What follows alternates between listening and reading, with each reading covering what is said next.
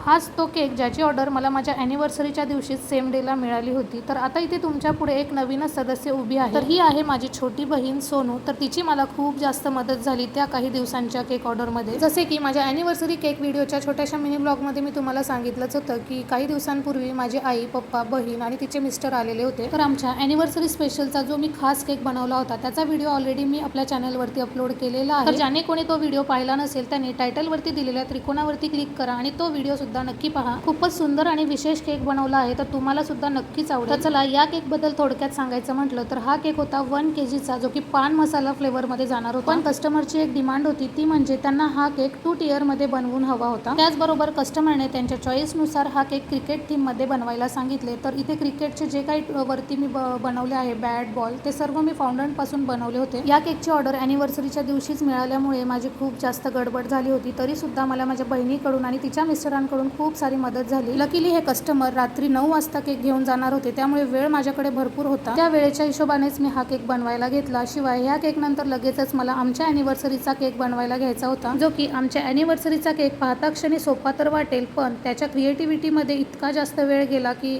अक्षरशः 6च वाजले। पण झालं असं, जसा जसा वेळ जास्त होत गेला तसा तसा घरच्यांचा ओरडा मला पडायला लागला की त्यांचं म्हणणं असं होतं की घरच्याच केकमध्ये तुझी एवढी जास्त क्रिएटिव्हिटी माइंडमध्ये होती तेव्हा बाहेरची ऑर्डर स्वीकारायची काही गरज नव्हती, असं त्यांचं म्हणणं होतं। पण झालं असं की हे जे कस्टमर आहेत ते माझे रेग्युलर कस्टमर आहेत, जे प्रत्येक केकची ऑर्डर माझ्याकडे देतात। शिवाय ही कस्टमर माझी मैत्रीण आहे आणि हिच्या मुलाचा बर्थडे आणि आमची ॲनिव्हर्सरी एकाच दिवशी असते, तर दरवर्षीप्रमाणे या वर्षी सुद्धा त्यांनी माझ्याकडे या केकची सुद्धा प्री बुक ऑर्डरच देऊन ठेवली होती। असो तर इथे आपला जवळपास केक रेडीच आहे। इथे केकची फायनल पल्स बॉर्डर काढताना माझ्या बहिणीची इच्छा झाली की ती म्हणत होती ताई मला सुद्धा ट्राय करू दे ही बॉर्डर, बघू मला जमते का। तर ती सुद्धा हे पल्स बॉर्डर ट्राय करत होती। बाय द वे माझी बहीण 4-5 दिवसांसाठी होती तेव्हा मी तिचा चांगलाच केक क्लास घेतला, तर ती सुद्धा खूप सुंदर असे केक बनवायला शिकली। तर ती राहते नांदेडला, कारण माझी बहीण प्रॉपर नांदेडची असल्यामुळे ती तिकडेच केकचा बिझनेस स्टार्ट केली आहे। तर तुम्हाला सुद्धा अशा होममेड फ्रेश आणि हायजेनिक केकच्या ऑर्डर्स द्यायच्या असतील तर तुम्ही स्क्रीनवर मी माझ्या बहिणीचा नंबर दिलेला आहे, तिला कॉल करून तुमच्या ऑर्डर्स बुक करू शकता। आणि हो, आपल्या ऑडियन्सपैकी नांदेडमधून कोण कोण माझे व्हिडिओ बघतात त्यांनी एक कॉमेंटमध्ये रेड हार्ट नक्कीच पाठवा, किंवा नांदेडच्या कोणत्या भागातून तुम्ही आपला व्हिडिओ पाहतात ते मात्र नक्की कळवा, म्हणजे मी प्रॉपर नांदेडची आहे तर मलाही कळेल की नांदेडमधून कोण कोण मला ओळखतं। तर इथे मी ॲनिव्हर्सरीसाठी रेडी होऊन मगच कस्टमरचा केक फायनल करून दिला। तर कसा वाटला केक नक्की कॉमेंट करा। व्हिडिओ आवडला तर लाईक, चॅनलला सबस्क्राईब करा। Bye bye.